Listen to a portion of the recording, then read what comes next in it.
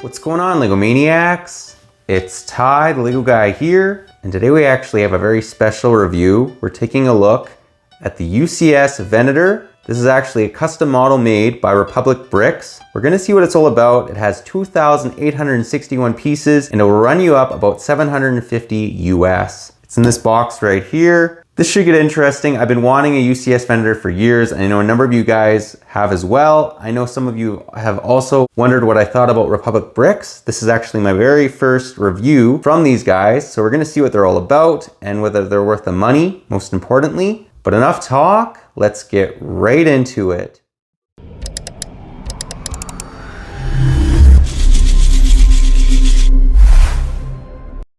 And we'll start off by opening up the box. Now it may look small, but this thing's packed. Like, it's actually very heavy. I would say it's about 10 pounds. I mean, 2,800 pieces is definitely going to, there's gonna be some weight to it, right? And I just wanna mention right now, I actually got a deal on this. I paid about 30 or 40% less. That's part of the reason why I pulled the trigger on this set so soon. So I was watching it and then I was like, okay, I want this, I'll pay that. And apparently he uses new and used bricks, used in good condition. So we'll see what, you know, the piece quality is as well as we review this set. Okay, now having the box open. Okay, so he has it very nicely packed. So there is quite a few bricks in there. Yeah, wow. That's what 2,800 pieces looks like, packed right to the brim. This has to be the largest Ziploc bag I've ever seen. And to see how he kind of has these organized. Okay, so this is kind of nice.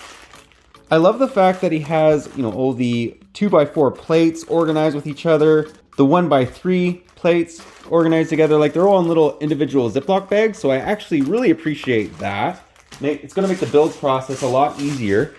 And the pieces look to be generally in pretty good condition. Obviously, we're going to break this down a little bit more for you guys. Okay, so I've now gone over all the pieces and kind of have them cleaned up and sorted into how I kind of want to organize them before I, get into the build. And I have to say, most of the pieces are in excellent condition.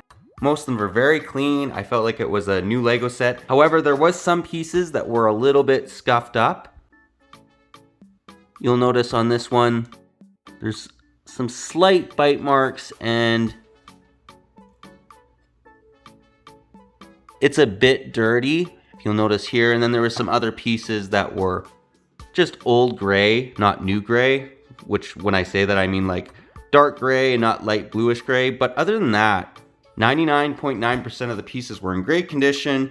Even if they were used, they were in really good shape. Let's now get into the build. And here we have the Venator all built up. Quite a beautiful looking model. We're gonna break it down, but before we do that, I just wanted to mention that there are a number of pieces. I know I said 0.1% of pieces are in bad shape and all the pieces were there. Well, that is not true. There was some more missing pieces, and these are about all the pieces that I had to replace. Now, they weren't terrible, but just so you guys can see, this is quite a scuffed up Technic piece, and then just little things like this piece is quite damaged on the corner.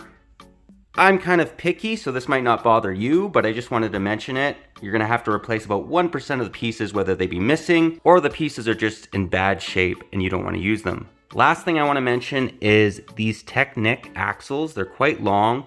They're actually used for the engine. The engines, I should say, you get 4 of them. Now, I'm not sure if you're supposed to cut these down to kind of use them. I don't like wrecking Lego pieces though, so I didn't do that, but they definitely don't fit. I'm not sure if they sent me the wrong ones or if you're supposed to cut these down. Anyways, thought I should mention that. I did put in smaller black axle pieces that don't work quite as well because they're not as long, but these would have to be cut down to kind of make it work, and I just wasn't willing to do that. Let's now take a look at the ship. And to start us off, we'll begin by giving you guys a 360 view of the Venator. And so you're aware, this is 32 inches in length, about 16 inches at its widest point in width, and about 9 inches in height. So definitely sizable. Check out those beautiful looking engines. For engines, I don't know if there's a single Lego Star Wars set that really beats this. That just looks beautiful. This may be one of those models I want to light up in the future. And here's the other side of the ship. Pretty large Venator, I will say. We will be comparing it against both the UCS Star Destroyer and the 2013 Star Destroyer, just to give you guys a little bit more of an idea of how big this ship is. Let's now break it down area by area. And we'll start with just the bow of the ship. And I will mention that it looks quite snug, but there are some gaps. I think that this model would have been a bit better if they used more Technic. I think it would have solved some of these problems, but it's not the end of the world. It still looks quite good. Moving to the side, check out the greebling on this. This was a pain to kind of build, but the end result looks incredible. And then right here, you'll notice they have the main hangar where the ships fly out. Like that they put the light blue in there to kind of represent the shields instead of just covering it up. And then giving you guys a little bit better view of the turrets. The building techniques they used for them is quite good, and you can rotate them as well. Simple design, but it works quite well, as well as the Republic logo. I think they designed that quite good as well. Giving you guys a little bit better view of the bridge. There are two bridges on the Venator, and I think that looks quite accurate to what we see from the films, as well as the Clone Wars. And then moving to one of my favorite areas of the ship, let's give you guys a better view of the back engines. I just want to mention there's also another gunner, another turret right here. And you can actually raise and lower it. A lot of creative uses of pieces I found. They actually just use the wrench pieces or the screwdriver piece to kind of make this turret right here. Very creative design. And then moving to those engines, these are just gorgeous. Now I will say that they don't stay up completely straight. Maybe it's because I didn't use those Technic pieces. I didn't cut them down. They kind of move downwards, as you can see, but still, they just look incredible. Very, very impressed with them. Again, I would love to light this up. I also like the fact that there's all these little blue lights or translucent blue pieces throughout that are supposed to represent windows. I think that looks quite realistic. And then moving to the other side of the ship, it is identical to what we just looked at, but we'll just show it off real quick. As you can obviously see, it is quite a sizable model. Nothing to scoff at. I feel it's probably the perfect size for a Venator. I don't think I'd want it much bigger than this. And we'll just give you guys a little bit more of a bird's eye view so you can get the full impression of what this ship is all about. Beautiful looking model. As far as looks go, I'd say it's a 10 out of 10, an 11 out of 10. However, there are some negatives. This is definitely not a play scale set. I mean, it's not, it's a UCS model, but don't plan on buying this if you want to play with it. It's not very sturdy in some areas, which we're going to take a look at. But again, let's now take a look at the interior of this ship. Just before we do that, I wanted to attempt to give you a little bit better view of the underbelly. I love the fact that they bothered to put some plate pieces down here. They didn't just leave it and say, hey, no one's going to see it anyways. They bothered to put a little bit more detail into the bottom of the ship, and I appreciate that. Not that you're really going to be seeing it, but I like to know it's there. Let's now again take a look at the interior. And how you kind of access it is by literally removing these plates. Now this is probably the worst area that the ship is designed. Because in order to get the other one on, it is a pain to kind of attach both of them, but it's the one negative. The ship has a lot of positives, as we're seeing. So the first thing is you actually have a little area where the clones can sleep. And then you have these other little plates that just rest in here like so. There's nothing really holding them in. It's still nice that they bothered to use the space to give us somewhat of an interior. We'll quickly show you guys now the other side. And we'll show off the engines just once more. So good looking back there. Want to light this up. I will buy a light kit probably for this.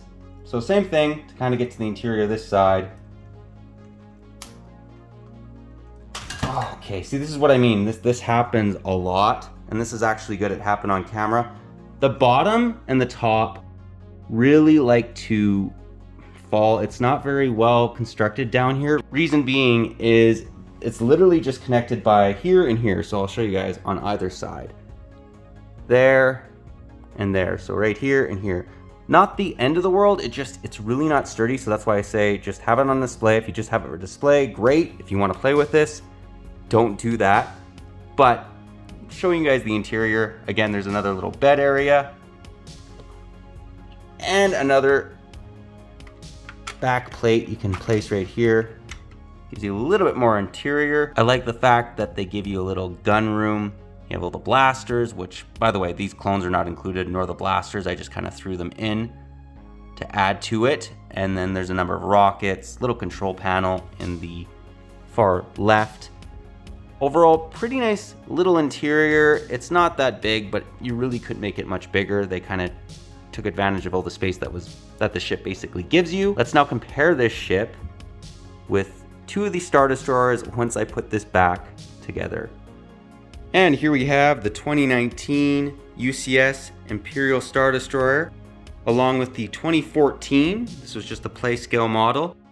So as you can see between the three of these, there is a big size difference.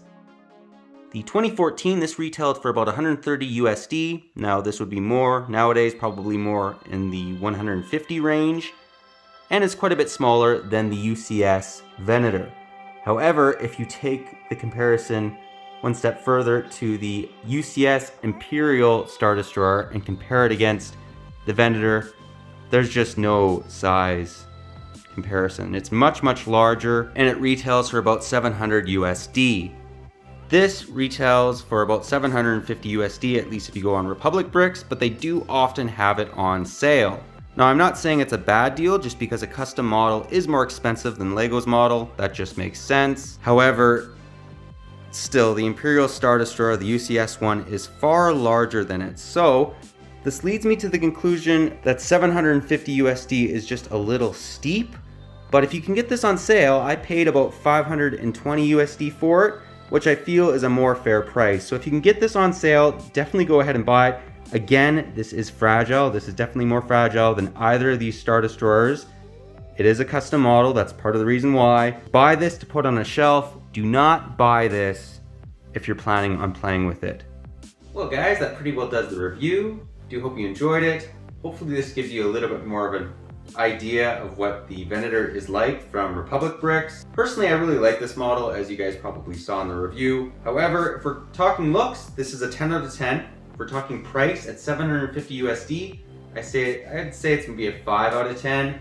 And as far as durability and being able to play with this, it is probably a 5 out of 10, and that's being generous. Again, this is a display piece. Put it on a shelf and just leave it there, and it looks gorgeous. I think it's definitely worth the purchase if you can get a deal on it, 20-30% off, and I think it's worth that all day long. But at 750 USD, I just think it's a little steep considering what you can get from Lego. I realize it's a custom model, but still, that's a lot of money to put out. But again, if you get this on sale, which they do regularly, I'd say go out and buy it. It won't disappoint as long as it's staying purely as a UCS display model. But that pretty well does the review again, guys. But if you liked it, leave it a thumbs up.